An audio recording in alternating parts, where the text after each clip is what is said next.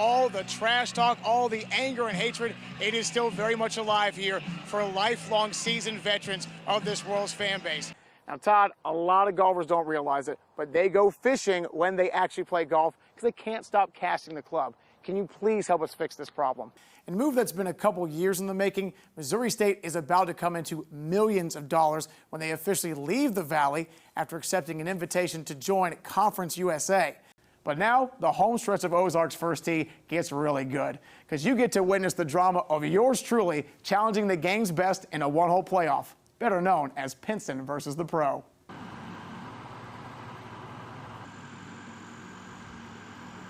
Yes, sir, par in the jar, and there's the tie.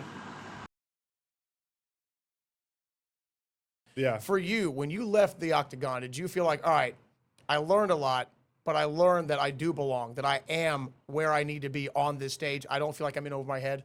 There are only so many people in the world that have ever existed, whether it's a coach or an athlete or a team, that can say, I can show up and my B game or even C game is better than your A game.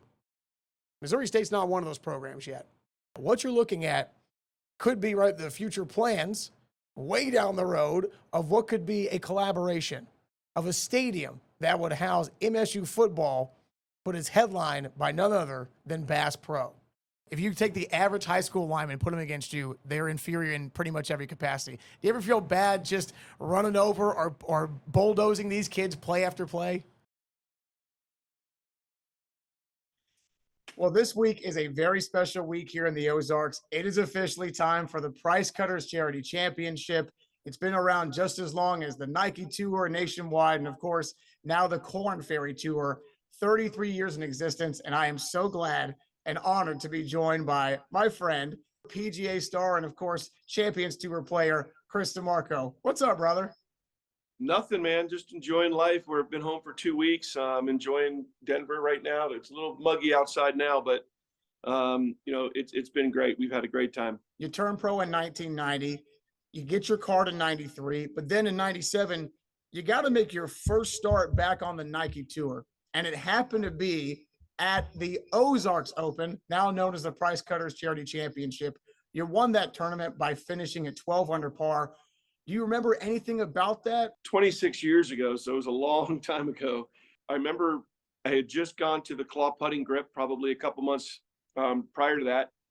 And, I just remember having just one of those weeks and just playing fantastic. And I remember I hit it on the green on 18. It's got like an island par 5 green, and I hit it like 25 feet and left it, of course, like 6 feet short, and had to make a 6-footer to win. And, I made it dead center, which was, a lot of fun. My goal was to make it in the top 10 so I could get to the PGA Tour.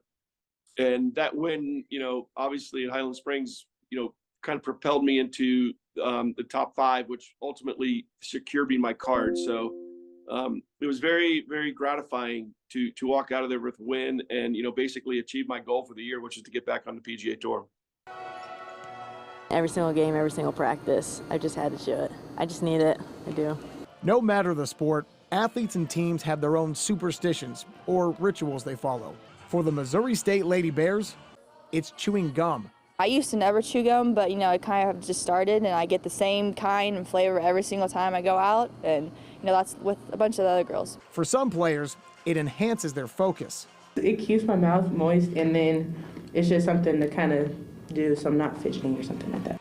For others, it has a deep and, could we say, transcendental meaning. I've always chewed gum. I guess since I was probably in like 3rd or 4th grade. I used to get really nervous before basketball games, and my grandma, she would come to my games, and she would always carry around this orange Trident gum, and she would give it to me every single time, and it just calmed me down.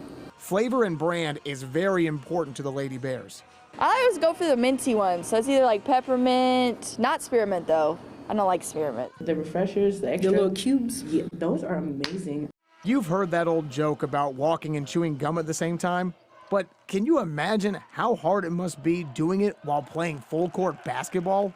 I've never had an incident with it, and I've never really worried about it either. It's just never happened to me. Secret, I am a professional gum chewer. I guess we'll keep chewing on that.